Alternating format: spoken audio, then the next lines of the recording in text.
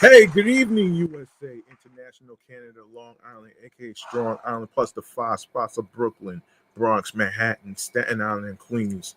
This is your man and homie, G Money Stacks, aka the Gregonator, rhymes with Annihilator, your host with the most, misunderstood lonely nomad, unstoppable independent podcaster, creator, YouTuber, and of course, Queens, New York native, who is also a New York Giants fan and New York Mets fan from the neck of the woods of Laurelton, Queens, New York. And yes, you're now rocking with me by listening, streaming, tuning in, and watching the 418th episode of Off the Meat Rack Chainz New York Avenue podcast, live and direct from StreamYard and alongside with the comfort of my room where I do my podcast recordings, and of course YouTube included, and of course in this comedy space for various topics in in transit. Of course, music news. You got TV news, movie news, tech, a little bit of video game news as well. It is included as well. So I hope every single one of y'all had a good time at the Labor Day parade. The West Indian Day parade in Brooklyn by Eastern Parkway, which is also, for those of you who may not know, Eastern Parkway is in Crown Heights, Brooklyn. All right. I got some highlights that I'm gonna talk about, so stay tuned for that as well. Even though after the parade, there's been like some shootings and stuff that I'll go over, and there's some fun activities that happened during. So I'm gonna save the fun stuff for last. And remind y'all to actually subscribe to the YouTube channel page of G Money Stacks 555. If you missed any episodes whatsoever, please feel free to subscribe to the channel, leave a like and a comment. Tell me how you feel about the topics in each episode, and if you like the topics that I'm talking about that I come up with and researched, then you can also support me by sharing the podcast with your friends, your husbands, your wives, your boyfriends, girlfriends, people you're cool with from work and whatnot. And of course, you're more than welcome to leave a tip in either my Cash App or my PayPal. Um, so that way, if you like the topics that I'm talking about, then I'll continue to do that. All right, so let me cut to the chase with some transit talk right here. In terms of the New York Mass Transit Files right here, we got some talking to do.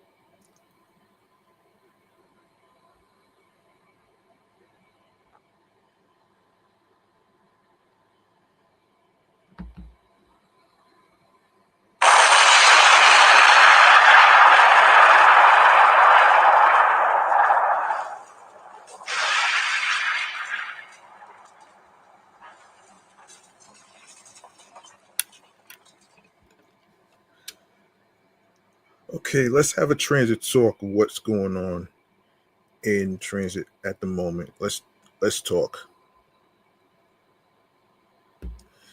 Okay, we have some incidents to talk about here. Let's see. All right, so starting with this, according to the Gothamist, service on the 7th train line was severely delayed during Monday morning. MTA said trains were temporarily suspended between the Hudson Yards station in Manhattan and Hunters Point Avenue station in Queens, but have resumed by shortly after 8 a.m. The delays were affecting trains in both directions, according to the MTA.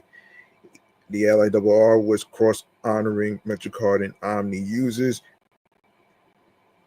at no additional cost between the Penn Station, Grand Central, Madison, and Flushing Main Street stations. Hmm.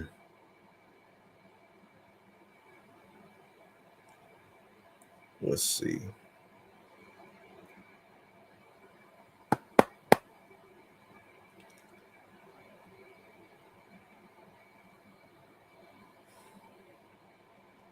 This is not something you always want to hear when it comes to commuters being delayed because of somebody getting hit by a train.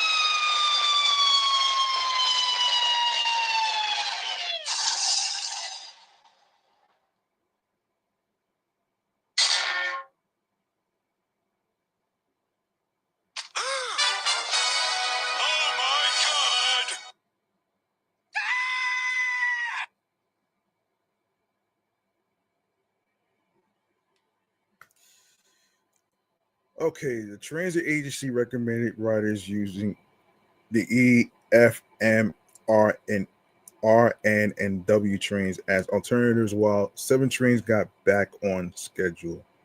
No 7 trains between 34th Hudson, 34th Street, Hudson Yards, and Hunters Point Avenue, while emergency teams respond to someone who was struck by a train at Grand Central 42nd Street. Damn, that's crazy.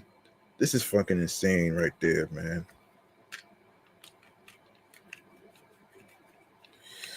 I have to say, man, anytime I hear stories about people getting hit by a train or anything like that, it sounds very, very repetitive. But this is a serious common thing. So you know what I mean. So let's get all right. So another incident. So this is Lord. Yeah, I've been saving this for a while actually. Um, a man was struck by a 7 train and died after becoming trapped on the tracks in Queens during the morning rush hour on Wednesday. According to law enforcement sources, the incident occurred at around 5:33 a.m. on July 2nd at the Court Square station in Long Island City. Officers from Transit District 20 and the 108th Precinct rushed to the scene after getting a 911 call about the incident. When officers arrived, they saw a man in his 30s on the tracks, unconscious and unresponsive. MTA workers immediately shut off power on the tracks so first responders could perform rescue efforts. EMS was also on the scene, immediately rushed the victim who suffered massive internal injuries to Cornell Hospital.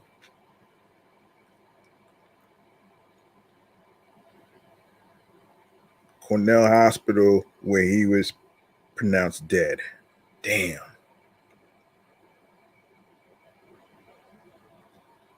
Damn, that's a shame. Um,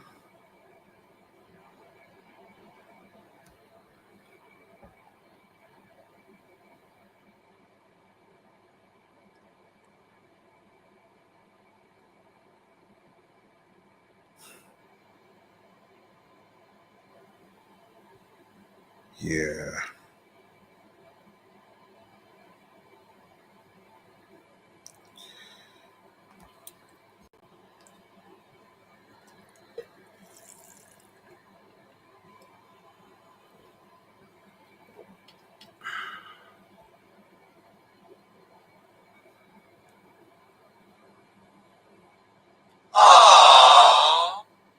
All right, let's keep going here. Um, it is unclear how the man wound up on the tracks, but police reported that he was struck by a Manhattan bound train. Police said no criminality is suspected at this time, and no arrests have been made. The victim's ID is still pending. The investigation remains ongoing. There were no active service alerts on the MTA's website for the 7 train as of 10 a.m. Anyone with information regarding this incident can call Crime Stoppers at 800-577-TIPS, and for Spanish, dial 888-57-PISTA. You can also submit tips online at crimestoppers.nypdonline.org or on X, formerly Twitter, at NYPD Tips. All calls and messages are kept confidential. Okay. All right.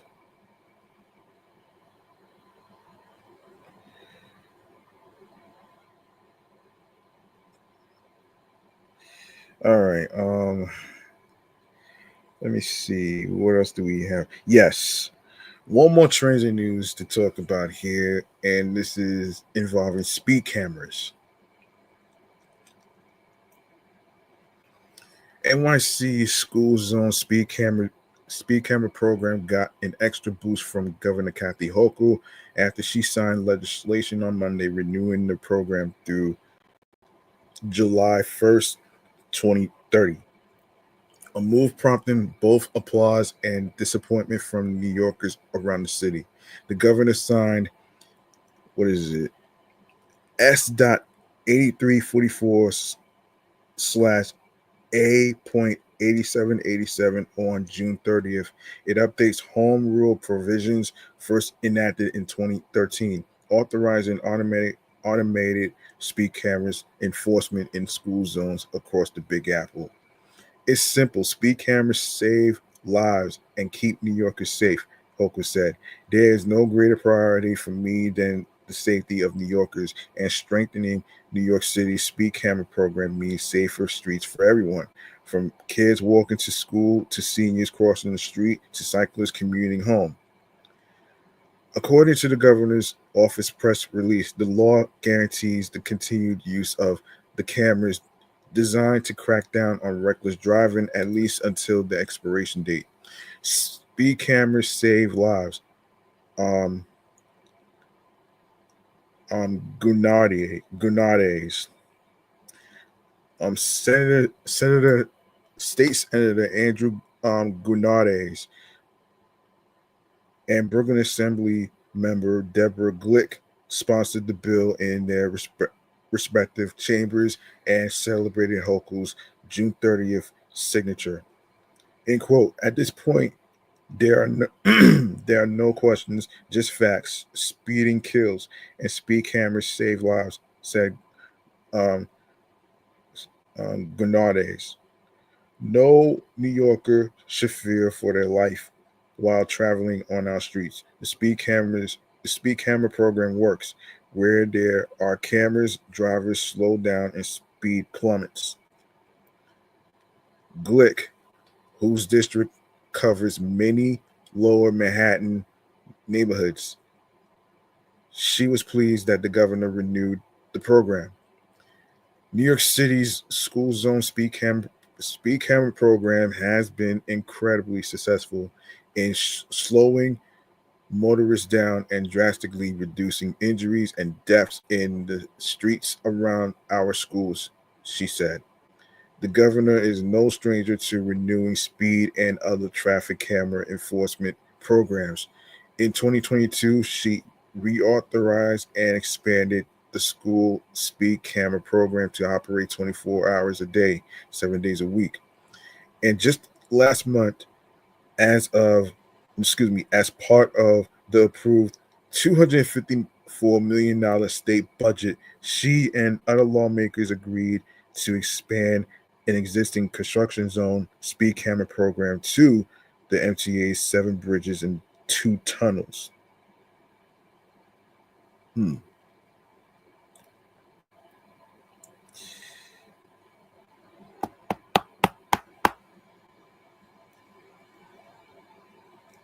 Some drivers don't see benefit. Um, hmm. Meanwhile, not all New Yorkers, especially drivers, are on board with more speed camera enforcement. Yeah. Hold on 1 second here.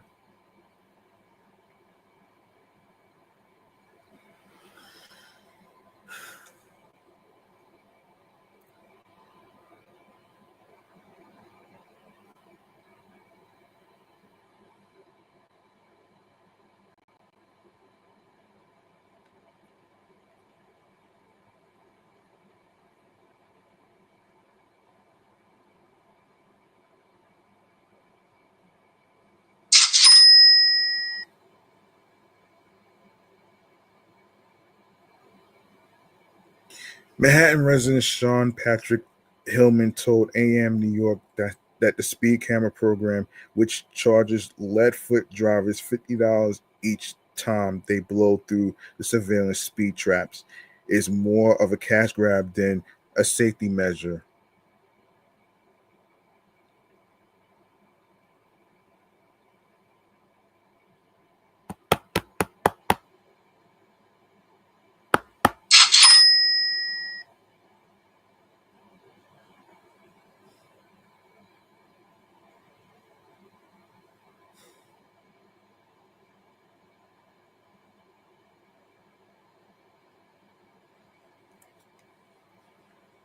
Let's see.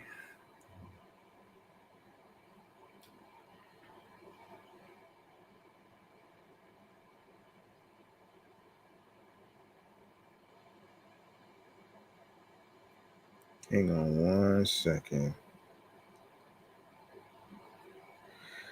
Yeah, Governor Hochul loves pushing revenue streams for the state that are disguised as protecting the public. While, yes, they do some good in certain areas like schools, as usual, Albany the program by rolling them out everywhere, he said. That isn't safety, that is a cash grab. State Islander Linda DeForge said the cameras can be dangerous as drivers might focus more on avoiding fines than on the road. They are not beneficial for New Yorkers and creating driving hazards. People are more worried about the cameras than focusing on other cars and pedestrians. She said, how about focusing on people with front tinted windows, parking in handicapped spots without a placard because you can't see into prove it.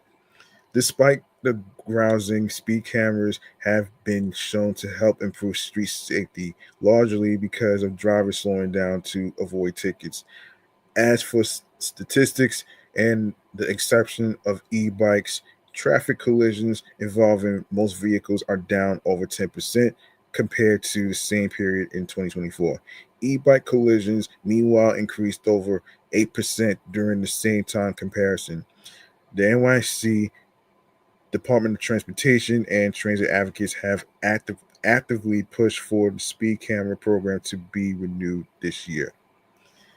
The data is clear. Speed cameras save lives, and their use has made our streets safer for everyone, reducing deaths and serious injuries wherever they are located. City Transportation Commissioner Edonis Rodriguez said, while one fatality is one too many, it is no coincidence that with the largest such network of cameras in the country, New York City is defying national rates of traffic fatalities, and we thank Governor Hochul and the legislature and all the advocates who successfully fought for this renewal. The agency also advocated for the Stop Super Speeders legislation to pass during this legislation session, but it did not make it through. The anti-speeding bill would mandate that drivers install speeding limiting they meet certain legal requirements. Yeah, people are basically mixed. They're mixed on this, so um, they're basically mixed on this. So let's talk. So yeah. Anyway, so let's go on to the next topic involving 6 people were shot um along who was shot after the West Indian Day Parade route, despite the increase of cops and security. So let's get into our next segment right here in chatting all the jazz. All right. Now, if you are new here, this is basically talking about what's going on, what's trending, what's not trending, what's not being talked about, and what is being talked about. So basically that's what this segment is about. All right. So there you go.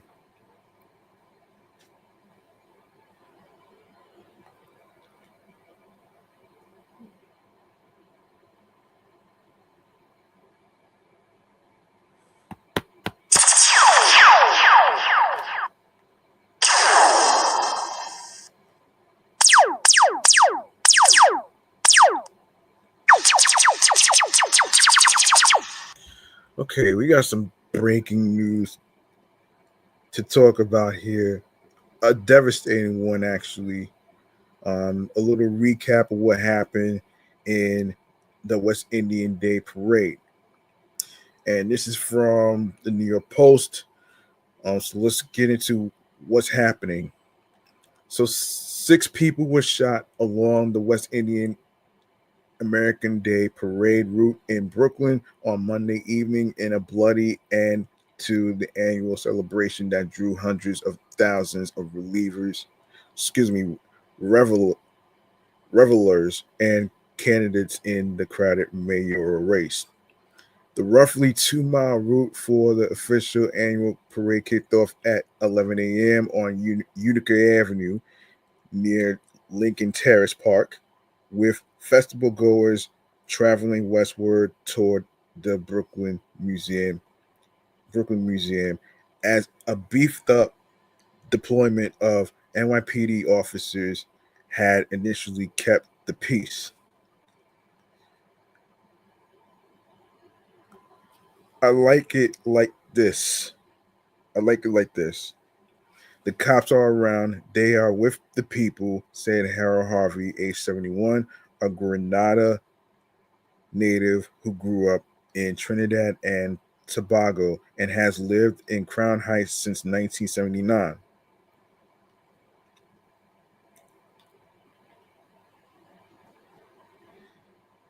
Yeah, that's crazy, man. That's crazy. You got to hear every fucking time that people who are at the West Indian Parade in Brooklyn ends up getting shot, regardless of how many cops and security guards are there. They're doing overtime and platinum time, however you want to call that shit, man. It's just so fucking ridiculous right there. Oh man,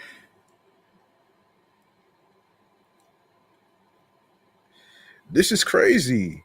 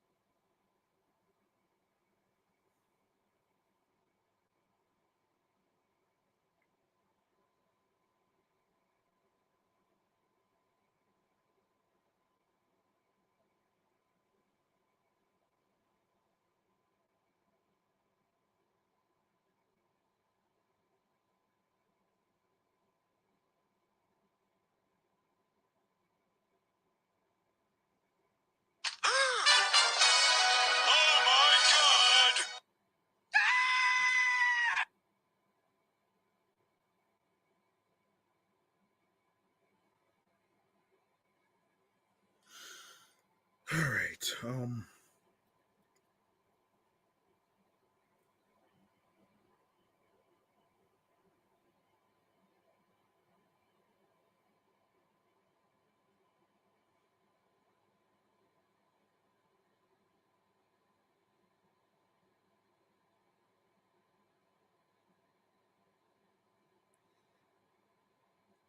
Their heavy presence will keep away the people who come to make trouble, said Harvey, noting he was thankful for the increased security presence as he watched bands pass by on Empire Boulevard. But mayhem still erupted despite the boosted police presence.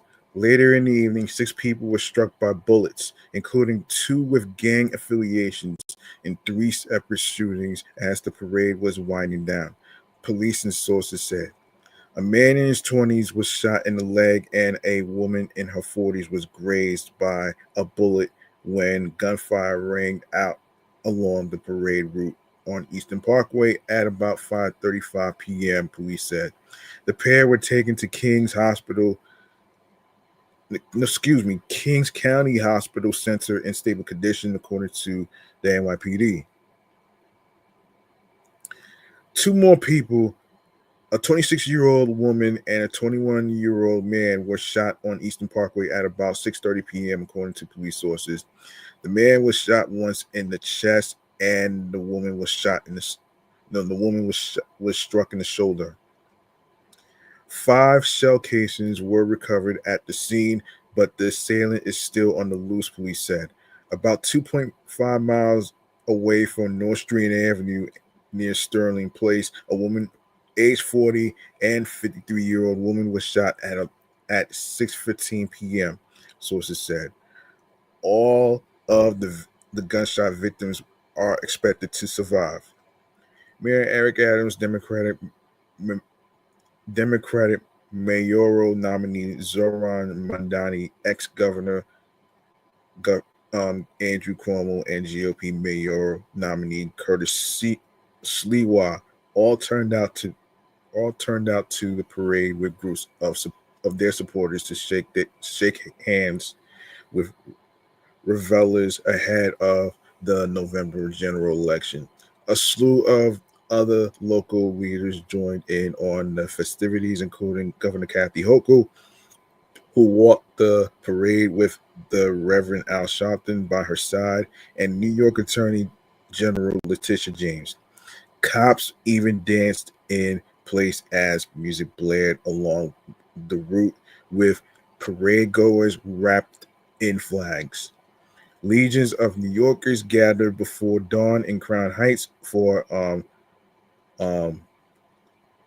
Juvert, the traditional daybreak festivities that marked the start of the carnival.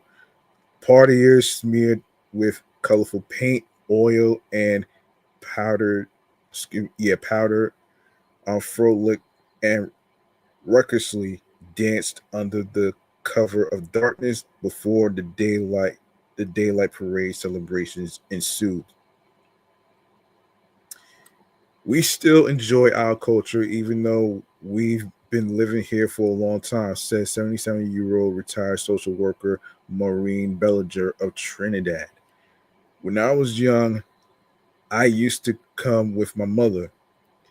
When my children were younger, I took them to continue the tradition. I'm having a good time. I told my daughter I'd go home after I see her, but I ain't going home yet, she said while rocking to the music. Harvey also said the annual festivities helped him feel closer to home. This makes me feel good and closer to home today. People waving flags from different countries, but we are all one. It's a Caribbean thing, he said.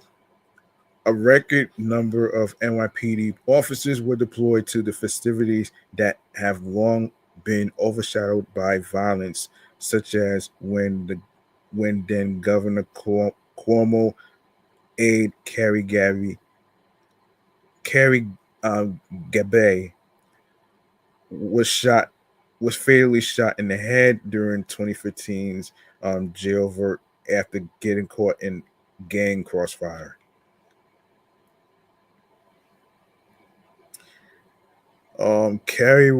Kerry was caught in the crossfire of a gang shootout, a senseless act of violence, while he was simply walking home. Cuomo, who is running for mayor as an independent, said in a statement Monday, marking the 10th anniversary of um, Gabay's slaying.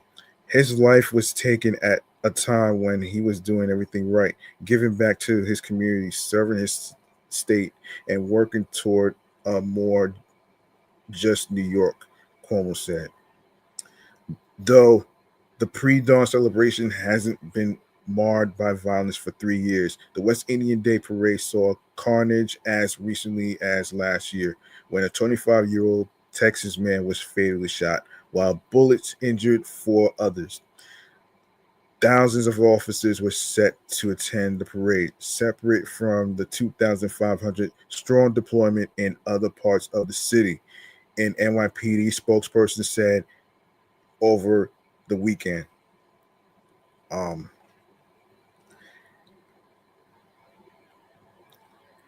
Revelers passed through 13 security checkpoints along Empire Boulevard and North Strand Avenue and were thoroughly, thoroughly screened with handheld metal detectors before entering the parade route. Spectators who faced two rows of barricades along the parade route as opposed to the one row from previous years. I don't mind being searched. It's for our safety. It's a good thing, Harvey said.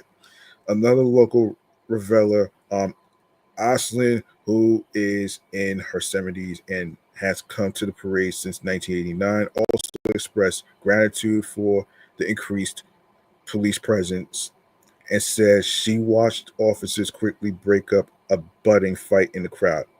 It's a good it's good that more police are here overhead too, she said. It's deterring those bad elements. Definitely everywhere you turn, you see cops, and that's good. I commend the mayor and police commissioner. Yeah,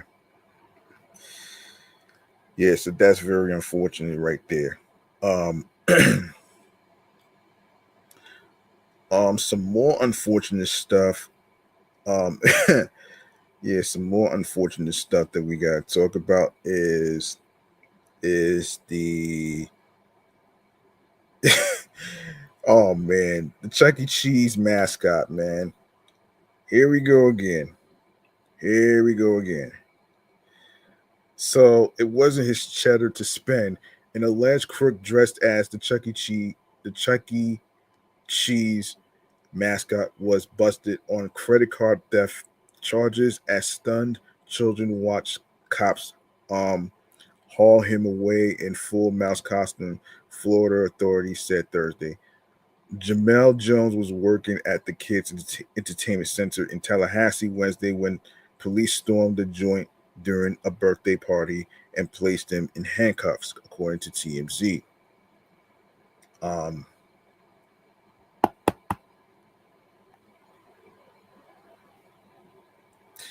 Jones was captured on camera wearing a cartoon rodent signature purple C sweatshirt and a glum facial expression as his giant mouse head sat on top of a nearby cop car during the arrest. Um, so yeah, that's crazy though. Yeah. So according to the outlet, the furry Froster reportedly tried a similar Mickey Mouse operation and was busted for the same credit card crime 6 months ago. The outlet reported. Jones was charged with credit card theft, criminal use of personal identification info, and fraudulent use of a credit card. He was booked and released Thursday morning on $1,000 bond. That was stupid. Some observers slammed cops for hauling Jones away in the mouse costume as kids watched. Okay, Tallahassee Police Department, y'all couldn't let this man change out of his Chuck Chuckie Cheese costume before arresting him in front of those kids. One man wrote on Thursday. Yeah. There's an update actually. Hold on a second, man. There's an update actually.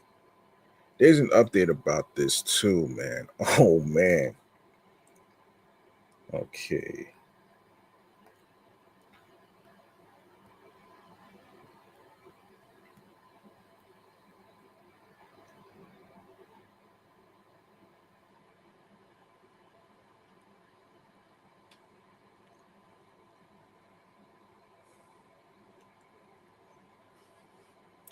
There's an update about this. I saw this earlier actually.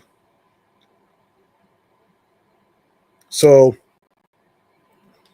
you got an update on this shit right here though. This is really fucking crazy and insane right there. This is fucking insane. And this is according to USA Today. The confusion and anger of children and their parents at a Chuck E. Cheese in Tallahassee, Florida, has gone viral in newly released body cam footage of a mascot being of the being escorted out of the location in handcuffs. In a video released by the Tallahassee Police Department, a Chuck E. Cheese mascot is approached by two police officers who handcuffed the man in his costume inside of the restaurant arcade and escorted him out to a police car, where they began to question him. Children in the video are heard saying, "Oh no," standing by in confusion. Before exiting the location, a distraught mother told the police officers they may have traumatized the children in the restaurant arcade. Would y'all put Mickey Mouse in handcuffs? She continued.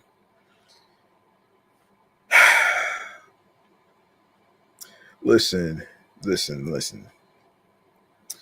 If if there's a man in a fucking costume, like a mascot costume, and you're committing crimes and stuff, like why the hell in the flying fuck would you feel sorry for that person?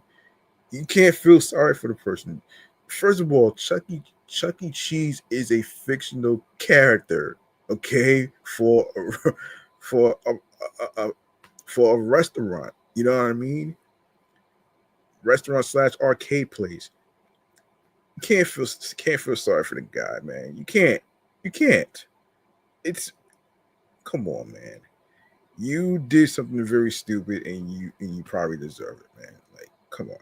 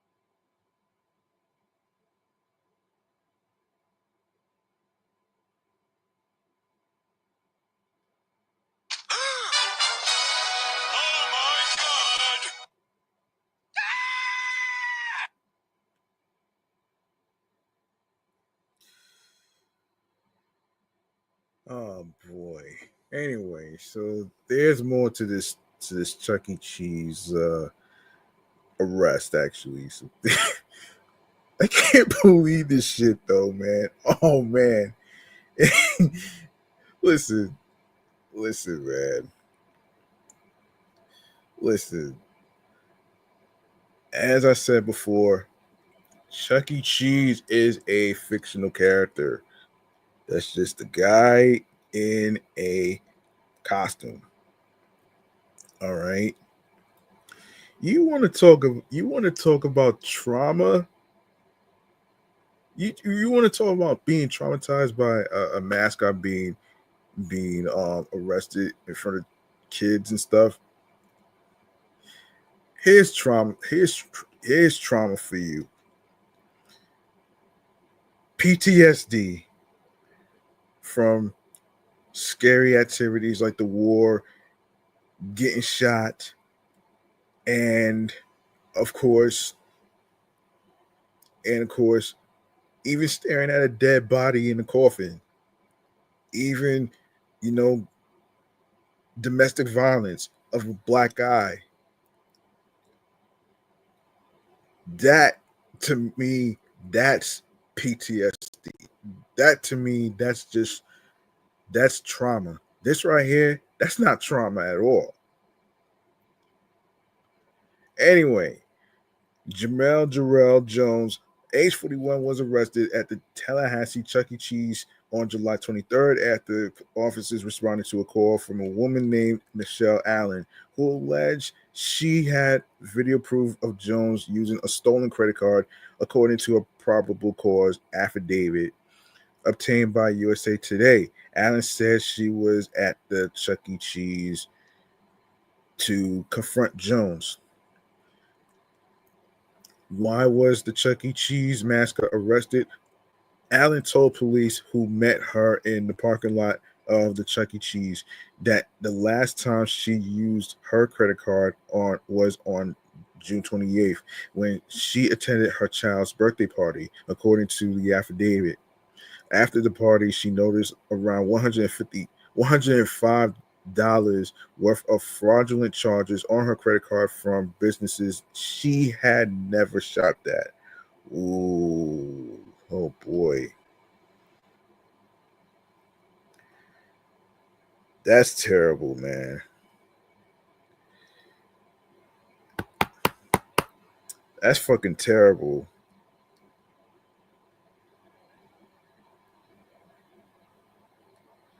That's fucking terrible, man.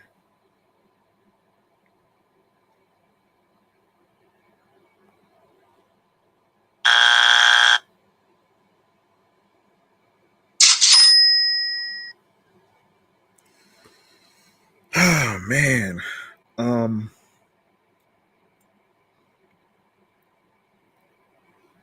yeah, that's crazy. Um when Al When Allen obtained security footage from a local grocery store, she identified the man using her credit card in the business as a Chuck E. Cheese employee. According to the document, once Allen told police she wanted to press charges against Jones, officers entered the Chuck E. Cheese and located him after another employee said he was the one in the mouse suit. Yeah.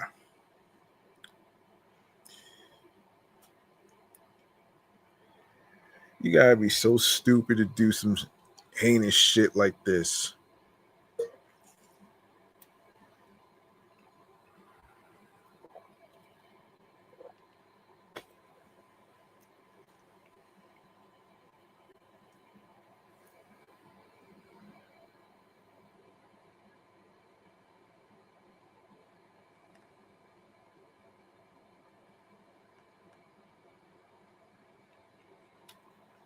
So what happens in the arrest video? So the video released by the Tallahassee Police Department features the body cam footage from the two officers at the scene. In the second part of the video, viewers can hear one of the officers say, Chucky's a little busy, ma'am," to a woman with a few kids interacting with the mascot.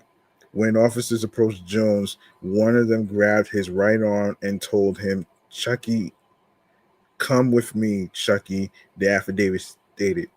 During the interaction, Jones pulled away from the officer's grip and allegedly continued resisting by bracing his arms towards his chest and would not release his braced arms. After arresting, officer asked Jones not to make a scene. At that point, he was placed in handcuffs and escorted out of the business to the officer's patrol car. While speaking with officers, Jones told them, "The only cards I use is my own Cashapp," the affidavit stated. He continued to deny using the woman's card, including when questioned about purchases at a meat market and a smoke shop. The arresting document continued. "I don't got no card on me. I don't use nobody's card but my own," Jones told officers. "Yeah, right."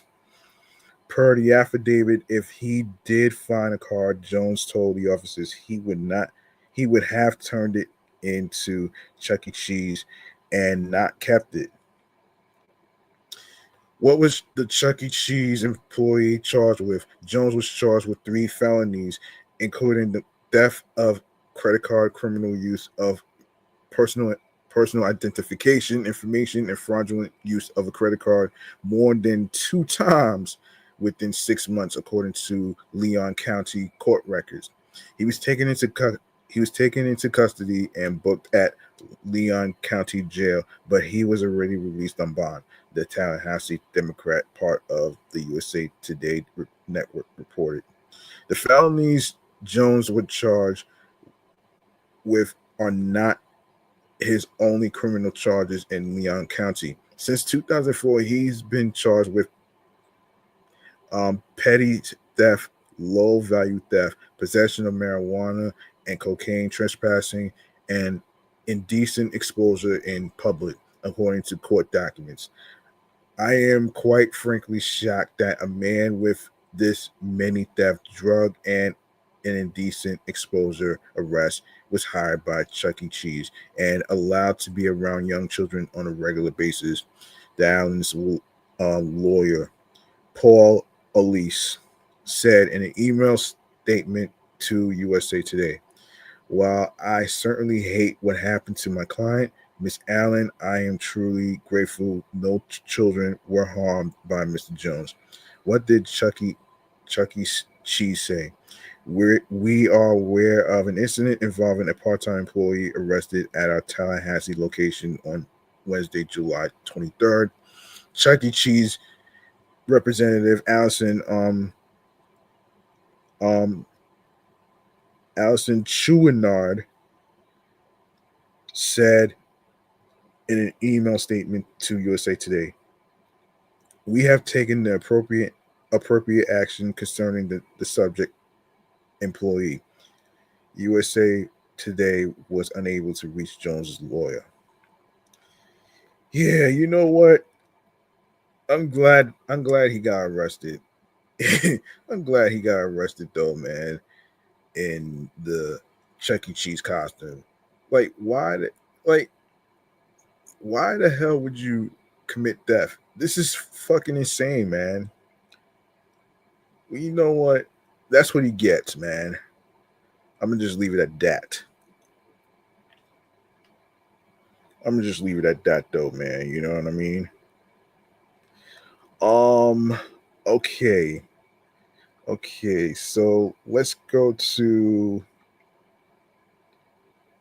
the Tyler Perry accuser. All right. Now I heard this weeks ago. Actually, I didn't get a chance to talk about this. I saved this actually, so this is just something I needed to get to. So let's get to according to people. So let's talk about this though.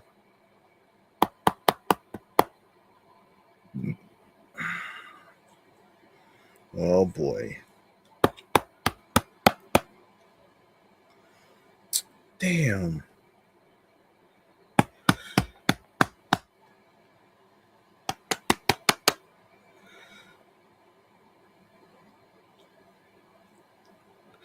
So, according to People, Derek Dixon is speaking out for the first time since filing a $260 million lawsuit against Tyler Perry over alleged sexual harassment, assault, and retaliation. The actor who starred on Perry's show Ruthless and The Oval as Dale told the Hollywood Reporter in an email interview that bringing this lawsuit against the entertainment mogul has been terrifying, but that he couldn't just let him get away with this. Everyone deserves to go to work and do their job without their boss trying to have sex with them, Dixon said. My goal is to help ensure the next generation of actors and creators don't have to choose between their dreams and their dignity. Matthew Boyd, an attorney for Perry, reiterated his initial statement to People in the wake of Dixon's email interview um, with the Hollywood Reporter, saying this is an individual who got close to Tyler Perry for what now appears to be nothing more than setting up a scam. The statement continued, but Tyler will not be shaken down, and we are confident these fabricated claims of harassment will fail. Dixon said he has received a mixed response since filing the lawsuit a month ago, including death threats. This is why people, especially men, don't come forward. He said of the negative attention, also adding, I was too afraid to come forward. I knew it would be awful, and I was right. Dixon was also asked if he tried to settle with Perry privately before filing the complaint. There are always attempts to resolve situations like this privately, but they never result in the type of change necessary to protect further victims, he said.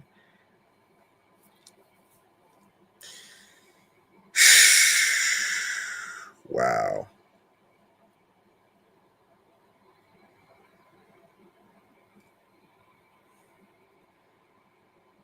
Wow.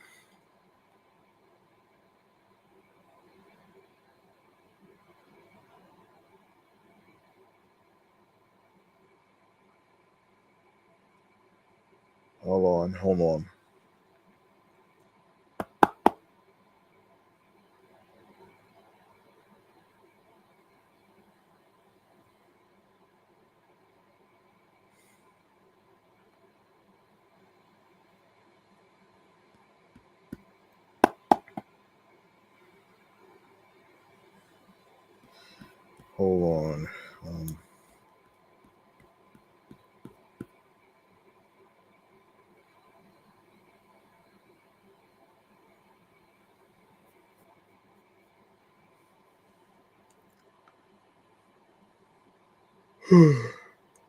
Sorry. Um. Yeah. Wait.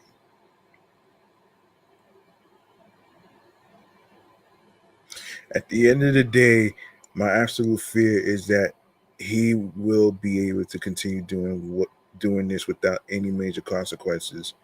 Dixon said he tried to convince himself for a long time that something like this was part of the industry, or that I had to accept it to keep working. But eventually I couldn't stay silent anymore, he said. Yeah.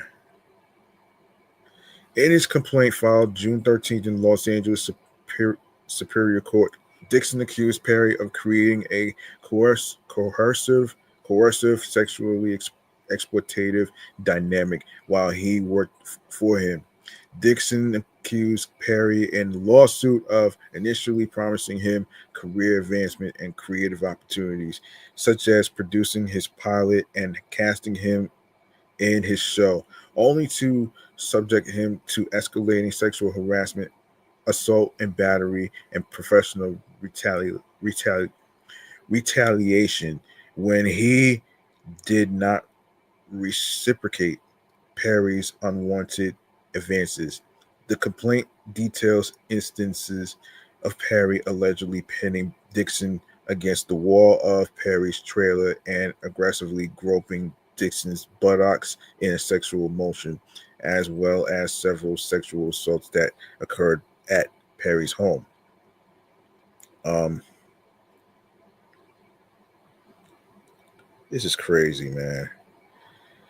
According to the complaint, Dixon is suing Perry for quid pro quo sexual harassment, sexual battery, sexual assault, intentional infliction of emotional distress, retaliation, and more. Dixon is requesting a full jury trial and damages of $260 million. If you or someone you know has been sexually assaulted, please contact the National Sexual Assault Hotline at 1-800-656-HOPE, which is 1-800-656-HOPE, which is 4673, or go to rain.org, which is RAINN.org. All right. All right. Okay, let's move on. Let's move on to the next one, man. I don't want to spend time on some depressing shit. I really don't. I really don't want to spend time on some depressing shit, though, man. I really don't.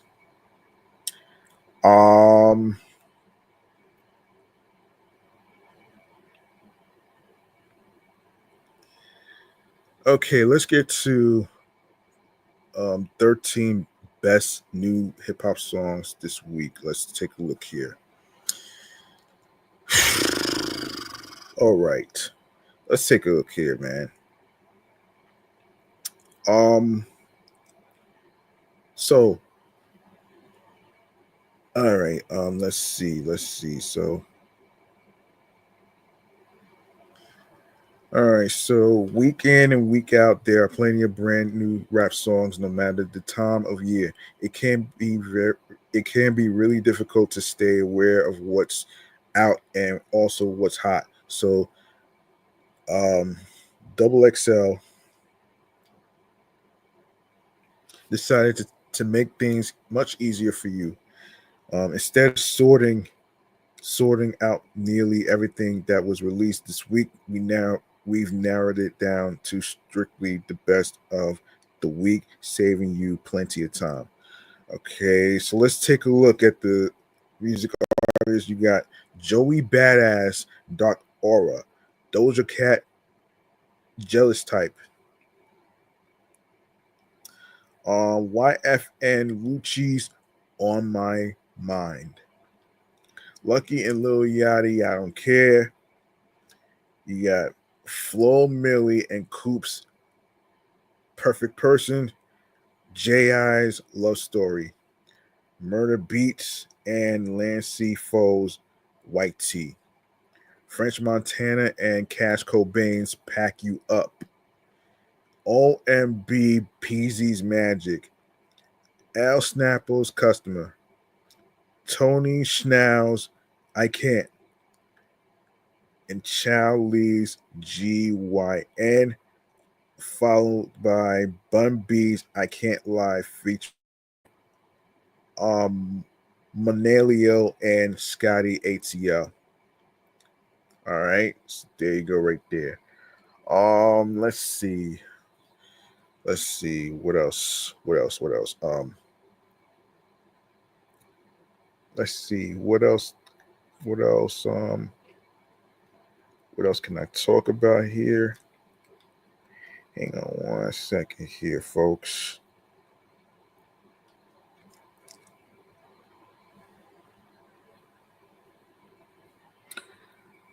All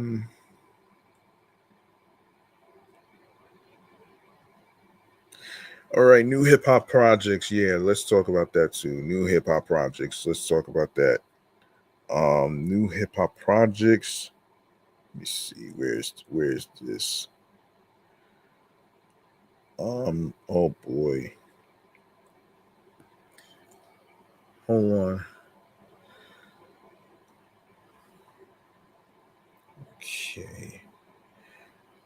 Okay, new hip hop projects.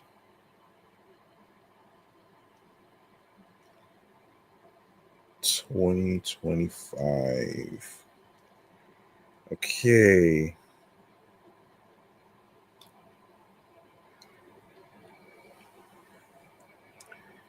All right, so for the month of September, okay, that's it. Hold on a minute.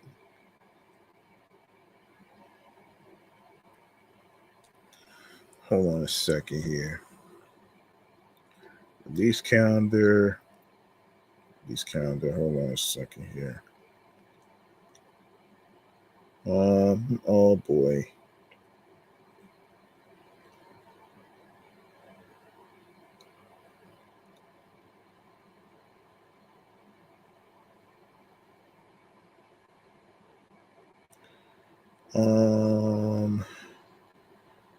Sorry, I'm looking for something actually.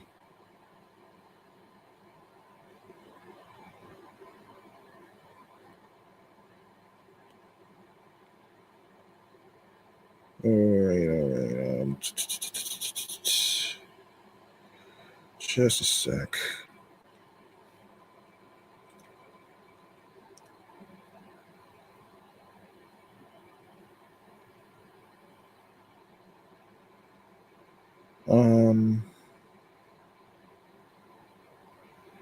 Hip-hop albums. Yeah, sorry about that.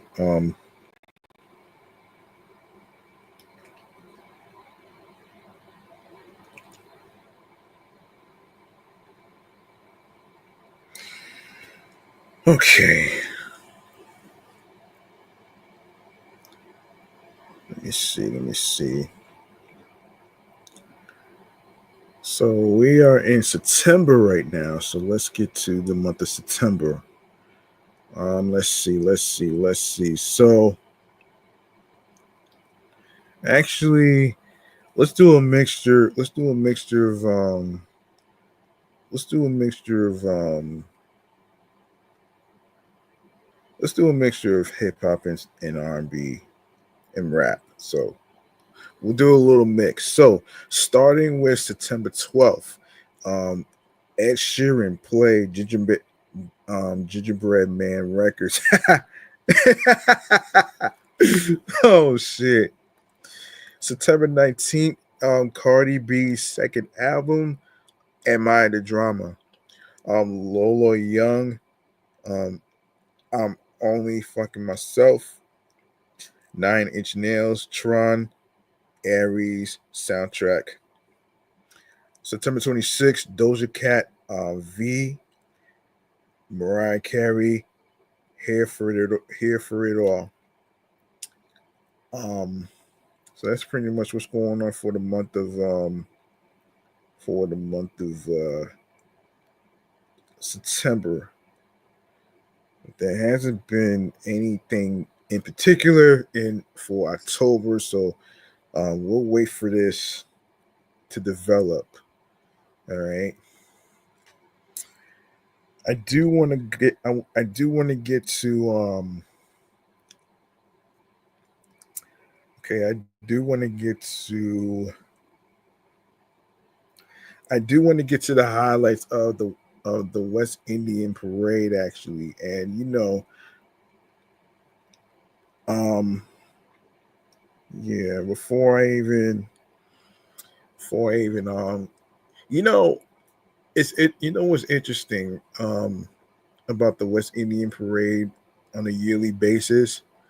As I was watching the West Indian Day Parade on Pix 11, one of the individuals said and explained to the other Pix 11 team members that it takes 6 months, 6 fucking months to create the costumes, create the floats, the mask, all all that stuff. 6 months. That's a little bit of a fun fact right here, folks. So that's pretty much what that is right there. Now, now, it's crazy. It's been 58 years. 58 years, and this is according to ABC 7's um ABC7's website. So, the New York Carnival, one of the city's biggest summer festivals, returned for its 58th anniversary on Labor Day in a celebration of Caribbean pride, culture, and creativity. Organized by the West Indian American Day Carnival Association, the New York Carnival is considered the nation's largest Caribbean cultural festival, attracting more than a million jubilant participants and spectators. WABC TV Channel 7 was a proud sponsor of the 2025 New York Carnival Parade and streamed the live event on ABC7 ny.com, our mobile and connected TV apps, YouTube, and TikTok. If y'all missed it, you can actually go to ABC7's YouTube channel page, ABC7 New York YouTube channel page. Be sure to look for the live stream of the West Indian American Day Parade Carnival Parade. All right. So there you go right there. Crowds of marchers and spectators descended onto Eastern Parkway to celebrate the New York Carnival Parade, more commonly known as the West Indian Day Parade to many. For revelers Eugene Jarvis, it was a celebration worth waiting and driving into the city for. We live in upstate New York. We drove 2 hours to get here, Jarvis said. Awesome, just like the vibes of the Caribbean, the people, the food, the music. Other spectators like Kim Eastwood agreed. I love it. It's nice weather, nice culture, everybody just having a good time, Eastwood said. And we haven't, and something, man, that's a good thing. That's a good thing. Every Labor Day, there's always nice weather.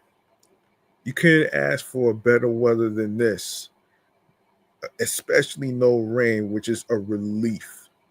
So there you go, right there. Let's see. The party started at midnight with Juvert's festivities, then slid right into the parade. From steel drums banging away to island heritage on full display. The theme of this year's parade was Vive la Carnaval, with the event featuring dazzling costumes, pulsating rhythms, and vibrant performances from across the Caribbean diaspora. This is a costume from the Barbados Carnival, which is called Crop Over, and the parade that I was in is called the Cadumit, said Revella Andrea Brown about her outfit. Nyala Fowler, the Miss 2024 Panamanian Queen, explained the inspiration behind her outfit for the parade. That it's beautiful, it's colorful, and it's all love, Fowler said. For Reveler,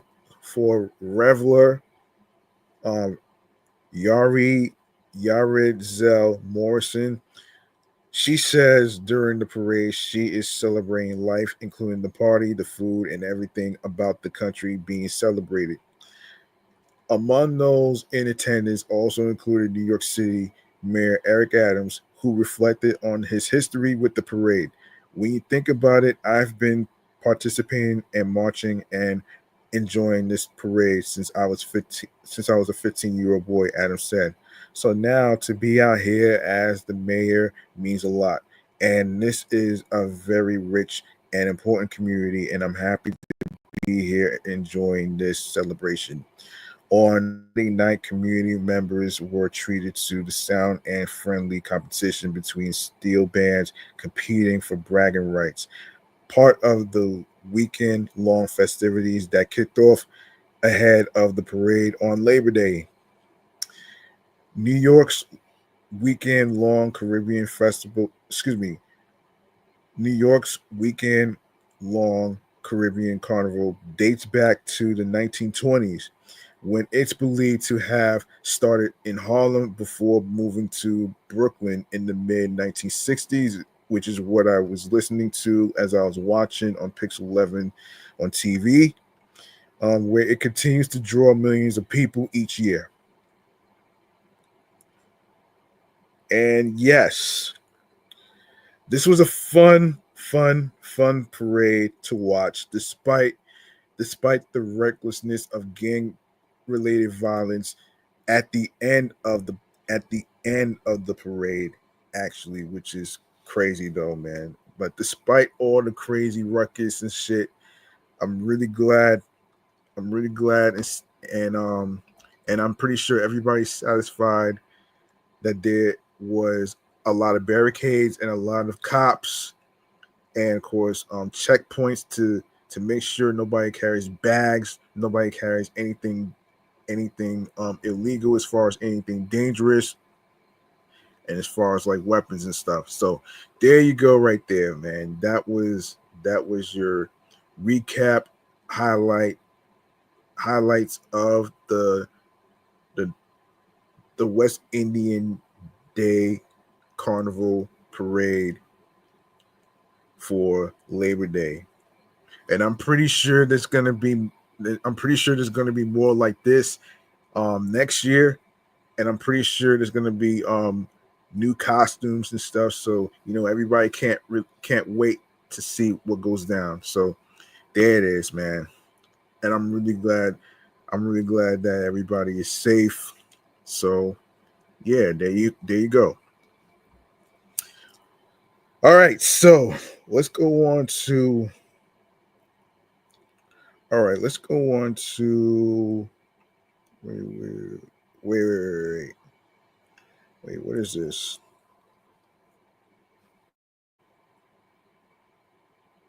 Oh yeah. I forgot to mention this. I forgot to mention this. I forgot to mention this in regards to Chuckie Cheese. Your favorite childhood entertainment center is growing up alongside you as Chuckie Cheese announces a new adult-focused concept known as Chuck's Arcade. The arcade is intended for adults, especially those who grew up looking forward to the hours of spending tokens and cashing in tickets.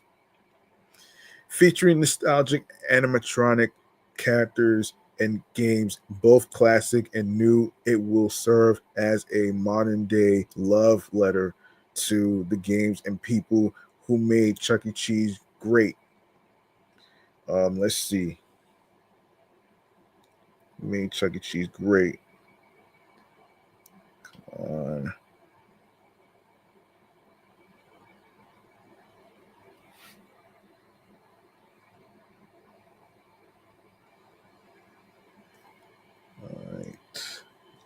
Need this. Yeah. Although although it's adult focused, Chuck's Arcade will welcome gamers of all ages. Visitors will get to try their skills at the hottest new games like Jurassic Park, Halo, and Connect Four Hoop, while brushing up on Miss Pac-Man, Galaga, Mortal Kombat, Donkey Kong, and Centipede. Chuck E. Cheese CEO David McKillips said, in quote, Chuck E. Cheese has spent decades mastering the arcade experience. It's in our DNA, thanks to the expertise of our talented technicians and the successful transformation of almost 500 fun centers worldwide. We've built the operational and creative foundation to take our brand beyond our traditional four walls.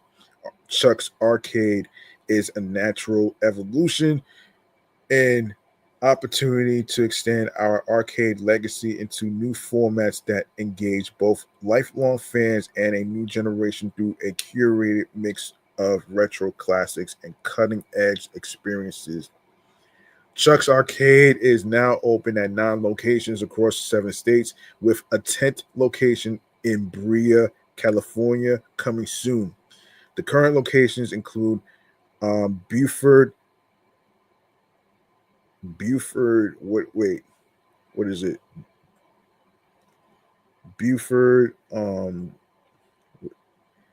Buford, GA, Tulsa. I think Buford, no, Buford, Georgia. My fault. Buford, Georgia, Tulsa, Oklahoma, St. Petersburg, Florida, Oklahoma City, um, Oklahoma, um, Victor, New York, El Paso, Texas, Salem, New Hampshire, Kansas City, Missouri, uh, Nashua, New Hampshire, and a Um, Brea, California coming soon. Or is it Canada? I'm not too sure. Um, no, two arcades are alike. Some locations offer exclusive retro themed merchandise, collectible toys, novelty candy, and price redemption items, and classic logo apparel. Although we'll always have a soft spot for a classic New York slice, if memory serves us right, we're honestly still trying to uncover whatever secret ingredients Chuckie Cheese puts in their pizza to make it so delicious. Lucky for Missourians, the the Chuck's Arcade location in Kansas City comes with its very own pizzeria. That's interesting. New York's Chuck's Arcade is located a little over a 5-hour drive from NYC not excuse me at 7979 Pittsford Victor Road, Route 96. You can learn more about the new concept online. Yes, this is from secretnyc.co. Y'all can check that out for yourselves. Let's see. I can check that out for yourselves and stuff. All right. All right, let's go on to let's go on to this next topic right here. This is Zeam. Let's talk about this right here. And I've been hearing about this for quite some time actually. Did not know this existed. Actually heard about it, but I never really got into it. But you know,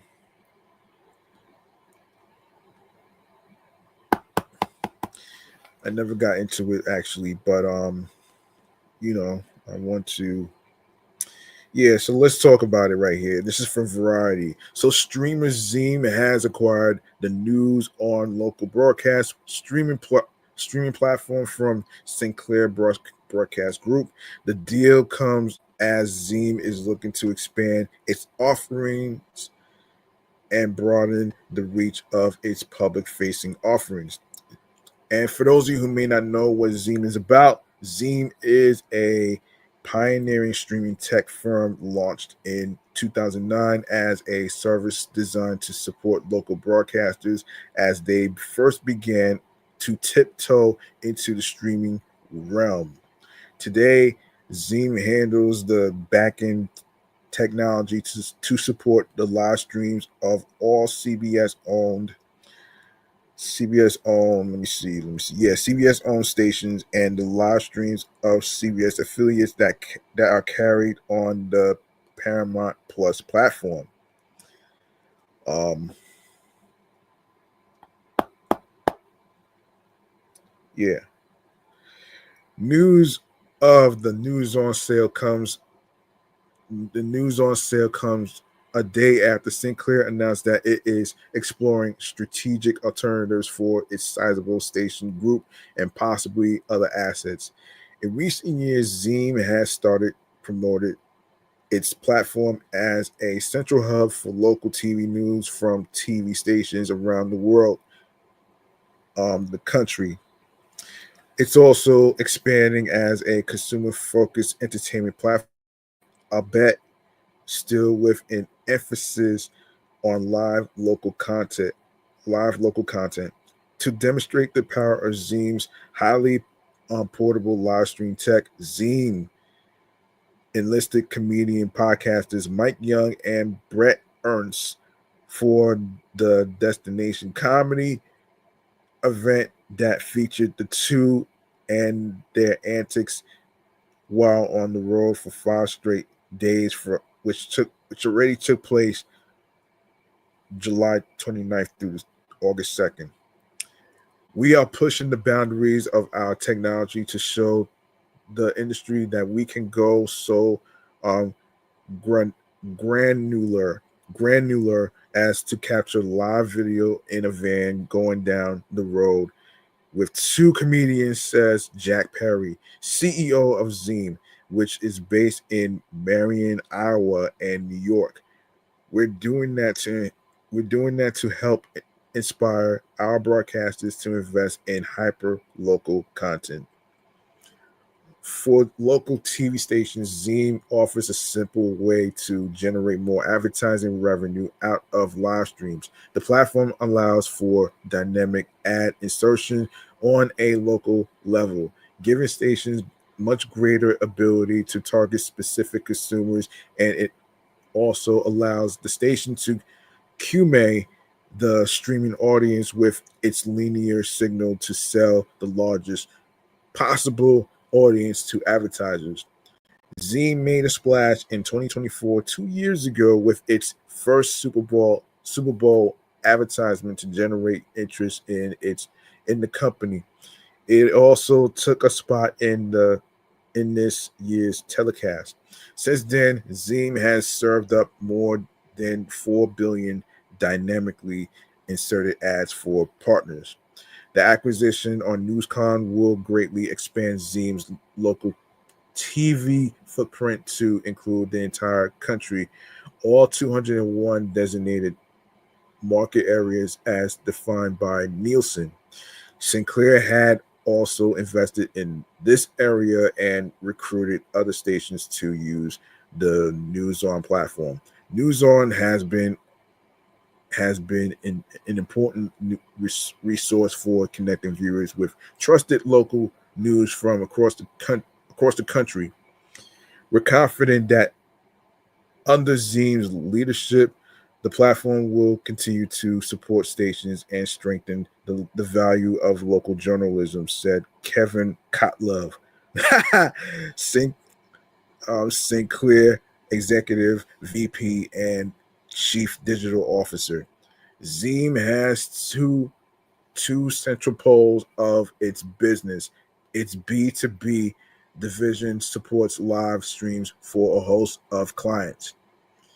On the consumer front, Zeam offers revenue sharing deals with partners, with Zeam typically handling all of the streaming ad inventory sales. Perry pitches Zeam to prospective partners as an outlet that can generate incremental revenue from the moment a user downloads the app or clicks on a given channel's feed on the Zeam.com site. We are the infrastructure for all these local stations to drive digital revenue without having to do a lot of work, Perry says. The Zeam team is also at work on cutting deals with Samsung, LG, and other connected TV manufacturers to enhance the standing of the Zeam platform on the home page hub of smart TV. That device-based distribution is becoming a bigger factor for the distribution and revenue-generating potential of fast channels. In Perry's view, the biggest benefit that Zeam can offer station partners is the ability to create original local content with moderate incremental cost. The live stream tech supports a range of live and on-demand production options. This kind of flexibility is becoming more important to broadcasters as the volume of syndicated programs offered for sale on a market-by-market basis. Think talk shows game shows, variety shows produced out of Los Angeles, Chicago, and New York has slowed significantly in recent years. Today's stations are not thinking just about the network affiliate network affiliate model. They're also saying, hey, wait a minute, we'd like to create our own content independent of what our network may be providing, Perry says. Hmm. Yeah, this is wow. Yeah, this is very interesting. I think a lot of times we probably don't understand the TV industry, how technology is growing and all other stuff. That's why you hear so many TV shows getting canceled and stuff. Not because of the ratings, but because of money issues. So so yeah, there you go right there. There you go right there. Let's see. Let's see. Um I want to let me okay, let's get into let's get into some video game news, man. Shall we? Almost done actually. So let's let's get this over with right here. All right. So here we go. Um this next topic I want to talk about in the video game entertainment newsroom is basically what's happening with Crystal Dynamics. All right. So so this is going to be one of the main topics to talk about in this segment right here, the video game entertainment newsroom. All right. So um this is basically topics involving gaming and the stories behind it. So let's talk about it right here.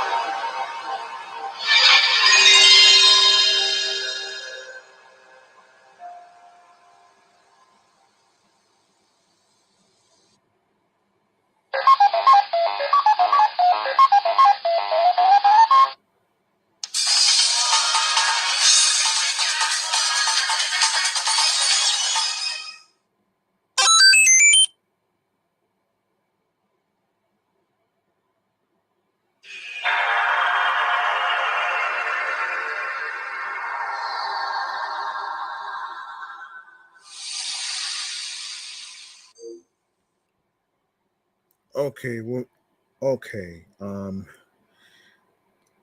We got some unfortunate stuff to talk about here involving layoffs. Really? That's fucking insane, man. Anyway, man, and this is according to the folks from the Video Games Chronicle. All right, so let's get into it right here, man. Let's get into it right here.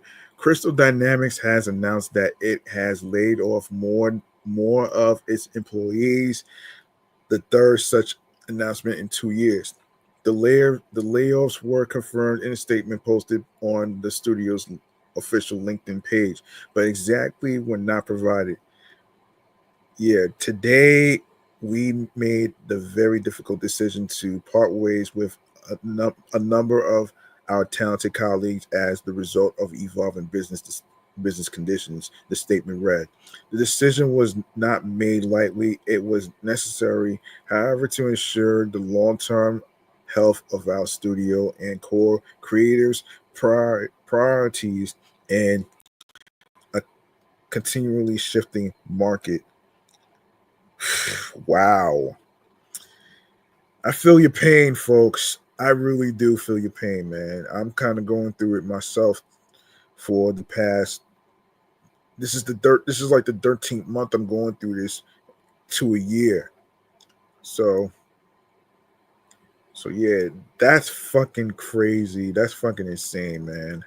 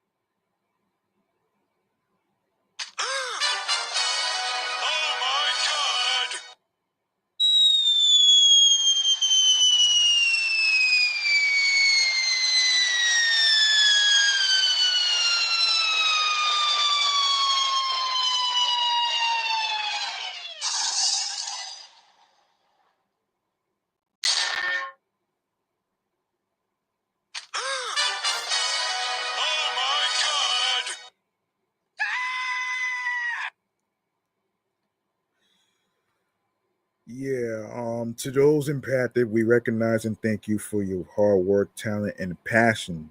We are committed to offering the full extent of support and resources at our disposal during this transition. To our teams, players, and partners, thank you for your continued support as we build a creative, sustainable, and resilient tomorrow together. This includes the future of Tomb Raider, which remains unaffected by this decision. Okay, so there you go. Let's see. All right, so yeah, so Crystal Dynamics previously confirmed in September 2023 that it had laid off a number of employees as part of internal restructuring efforts. Another round of layoffs um, was announced in March this year, affecting a further 17 employees, with Crystal Dynamics saying it was necessary to align our current business needs and the studio's future success. It was announced back in December 2022 that Amazon would be publishing the next Tomb Raider game, which is being developed by Crystal Dynamics. Yeah, there you go. So, yeah.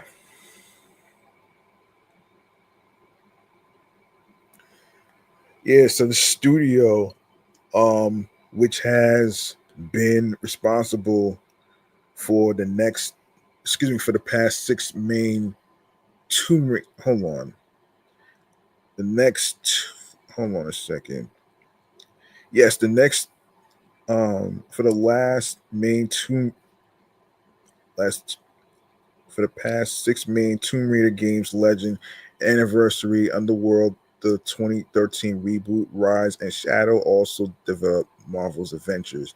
It was also working alongside the initiative on a new project, excuse me, a new Perfect Dark game, but this was officially canceled last month. Little has been shared from the upcoming Tomb Raider project outside of concept art, which showed Lara Croft in her traditional outfit. There is no suggested release window for the game, and no gameplay has ever been shown. Last year, Amazon Games boss Christoph Hartmann said the next Tomb Raider was progressing well, despite recent turbulence at Crystal Dynamics parent Embracer. Okay, so let me see. All right, so Game Informer actually made its return months ago. Actually, so yeah, yeah, Game Informer actually made its return months ago. Actually, let's see. Hold on. Actually, let's talk about this though. This one right here. I actually talked about that one right here. Hang on one second.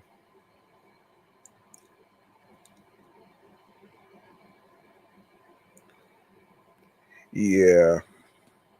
So there you go. There you go. Yeah, video. Yes. So we're starting by offering a substantial discount for anyone who signs up for a subscription in the coming days.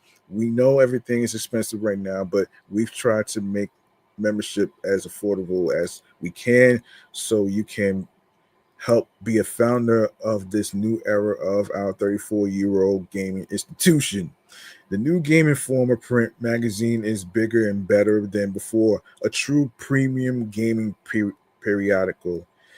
We have roughly 15% more pages in every one of our 10 yearly issues. The cover stock is thicker and higher quality than before. The paper is superior and better able to showcase screens and art. Each issue ships in a poly bag to keep it safe as it arrives in your mailbox. Every year, the final 10 issue is a special edition with even more pages, a special cover treatment, and a massive end of year celebration of the best in gaming. Across every issue, you'll find more exclusive features written by a broader range of contributing writers worldwide. Our focus will always remain video games, but we'll also connect you to stories on the best in tech, tabletop collectibles, and all the topics that help shape your gaming hobby. Every subscriber will have access to new issues digitally on the day they launch. In fact, you can read every page of every issue Game Informer has ever published since we began in 1991. The new issues 2025 and later will be added to the magazine's archive every time we publish, exclusively available to subscribers. Here on the site, we'll have additional articles, galleries, travel logs, and more provided exclusively to subscribers, expanding behind the scenes access to Game Informer as we cover the games you love. All logged in subscribers will see reduced ads on the website. And for our international readers, our digital subscription is available anywhere in the world.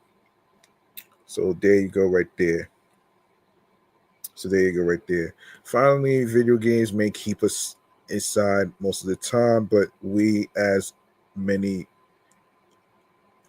of you, do. This hobby connects people, and we truly believe most gamers want to help the world around them. That's why we partnered with St. Jude Children's Research Hospital as a new core partnership for our business.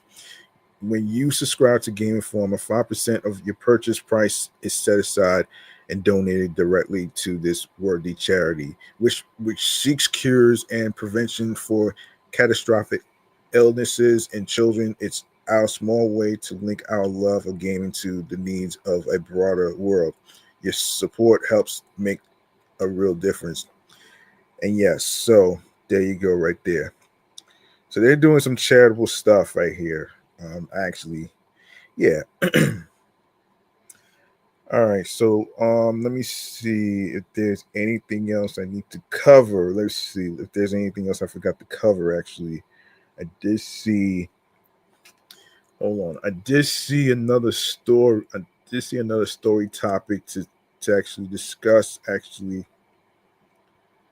let's see. Let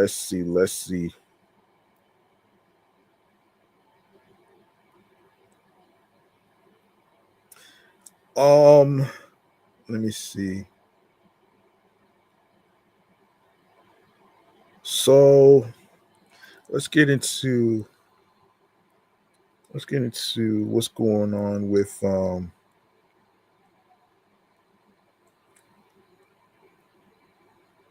wait a minute, there's a leak. Yeah, let's get into Nintendo's leak. All right, so in July, many fans believe Nintendo accidentally revealed its slate of upcoming Nintendo 64 games planned for NSO after they dissected blurry box images featured in an official Nintendo video. The blurred box images appear to include cover art for Donkey Kong 64, Glover, Super Smash Brothers, and Forsaken 64.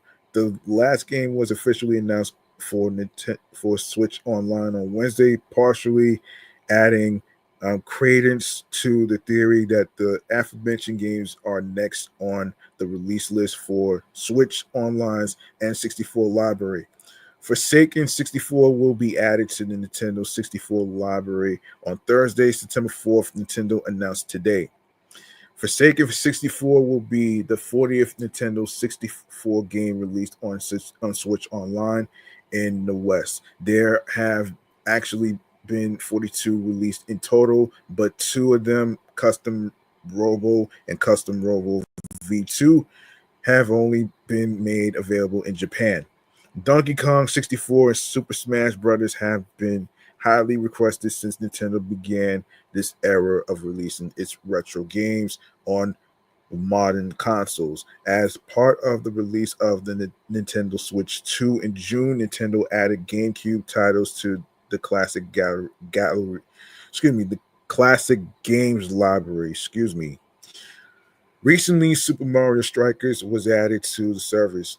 Super Mario Super Mario Strikers joins F-Zero GX, The Legend of Zelda, The Wind Waker, and Soul Calibur 2, all of which were available on the GameCube library on Switch 2 launch day. All right, so there you go, man. I'm about to wrap up right here.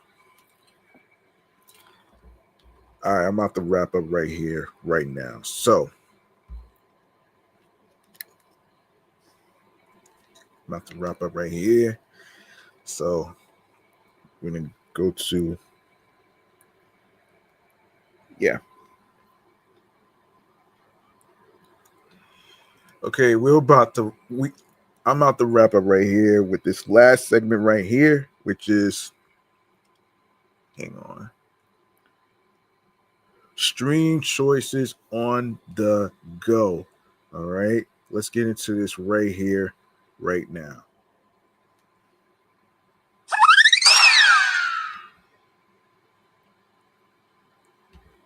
All right, make sure you follow Off the Meat Rack Chainz New York Avenue podcast on Facebook, Bluesky Social, Threads, and of course Instagram, as well as my other podcast shows that's on the same social media platforms, which are my sports edition show, Excellent Fun Vibrant Talks podcast, alongside with my entertainment review show, Meticulous Values podcast, and of course, you can follow your host with the most, G Money Stacks 555 in Queens, New York, on Threads and Instagram as well. Now, if you go to the link in bio on both of the pages, my podcast page and my primary page, which is my personal page actually on Instagram as well, you're gonna see the link.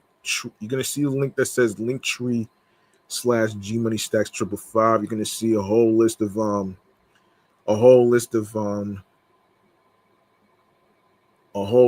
podcast link feeds. All right, you're gonna see that. You're gonna see that actually, and when you click on that, you're gonna see a whole list of audio streaming platforms, which includes Odyssey, Audible, Audioburst, Amazon Music, Apple Podcasts. Make sure you leave a 5-star review, a 5-star rating, a 5-star review. Tell me how you feel about the topics in today's episode, how you feel about the whole Chuckie Cheese thing, how you feel about the topics that was discussed in this episode, what's right here. And yeah, very important. It actually helps the show grow. It actually helps creators. It actually helps creators and hosts who have a podcast like myself can continue to create more content, more topics to talk about, and everything else. So boom, there you go. All right, you can listen to the comedy. You can listen to the comedy show on Castbox FM. You have Deezer, Listen Notes, Moon FM Podcast, Overhaul FM Podcast, Pandora Player FM, Pocket Cast, Podopolo, Podorama, Podcast Index, Podcast Addict, Podchaser, Podverse. You have Podcast Guru. You have Podcatcher, Podcast Republic, Snip, Spotify. Make sure you add the podcast to your Spotify playlist. Very important that you stream on there, and of course, press the notification bell so you can know when each episode will be dropped and posted to every streaming platform whatsoever right there. So, and You can also listen on Spotify for creators. You can also comment on there as well. Listen on TuneIn Radio, Fountain, Good Pods, iHeartRadio, the number one app where you can listen to your favorite music artists, such as rappers, R&B singers, and other music genres, and of course, hip hop artists. You have radio stations, and of course, you can listen to the podcast episodes for free. You don't need a credit card or debit card to download iHeartRadio. All you need to do is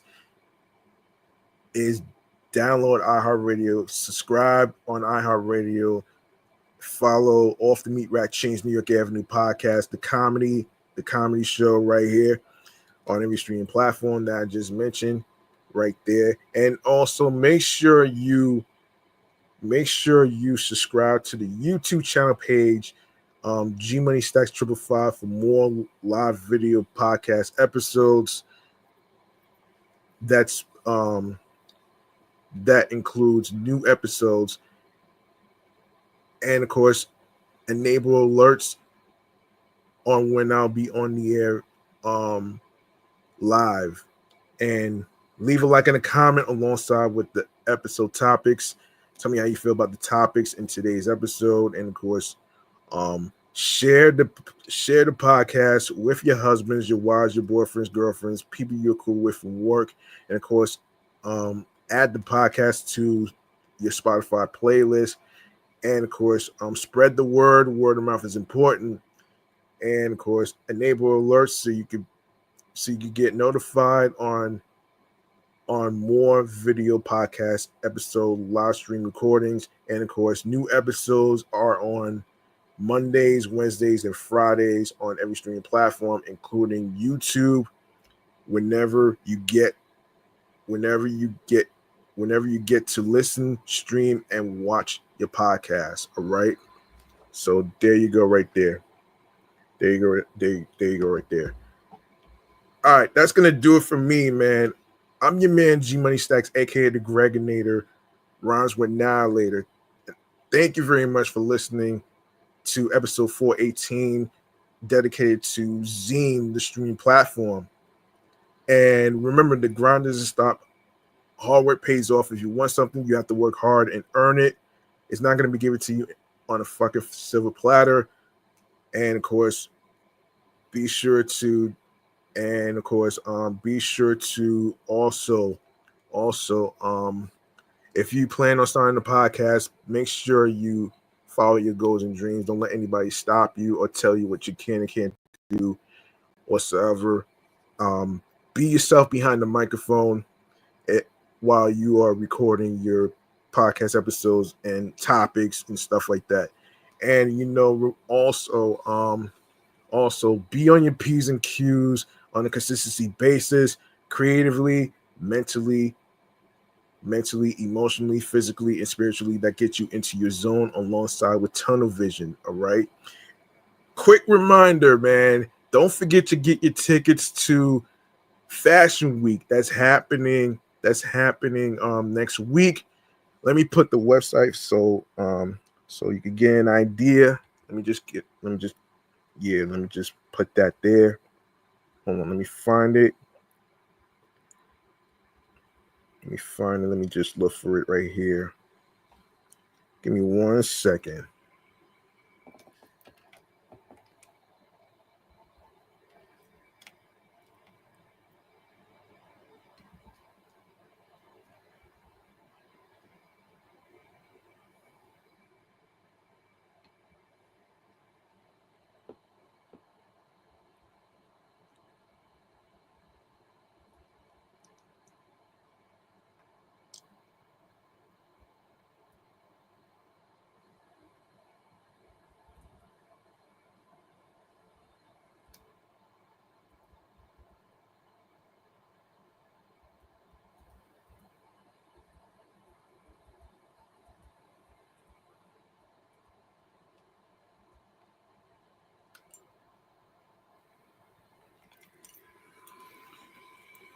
Hold on. I think I can remember. I think I remember the website. I think it's Yes.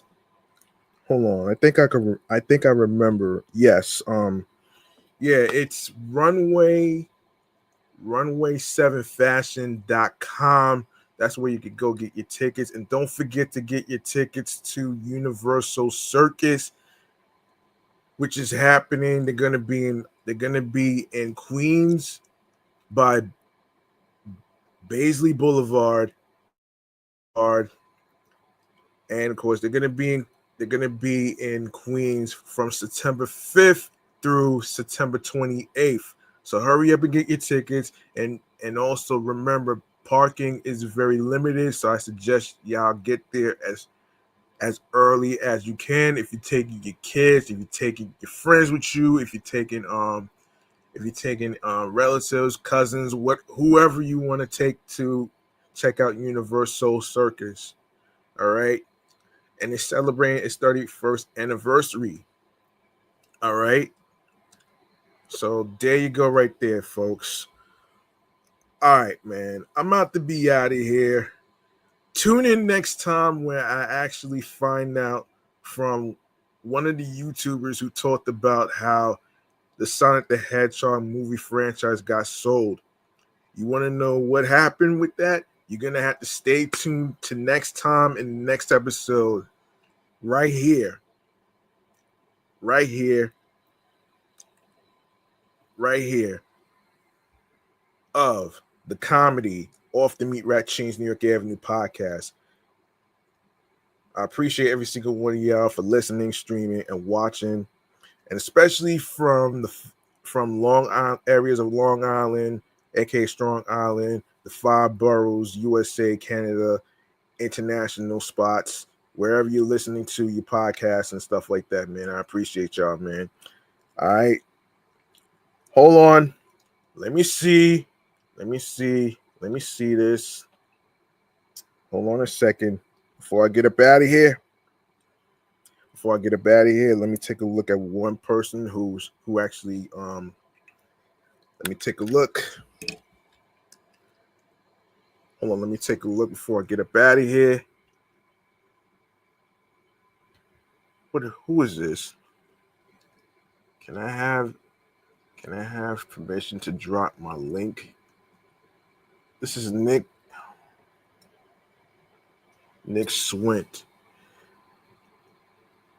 Okay, what link are you trying to drop here? What link are you trying to drop here? You might wanna tell me what this is about first, because I'm about to get up out of here right now.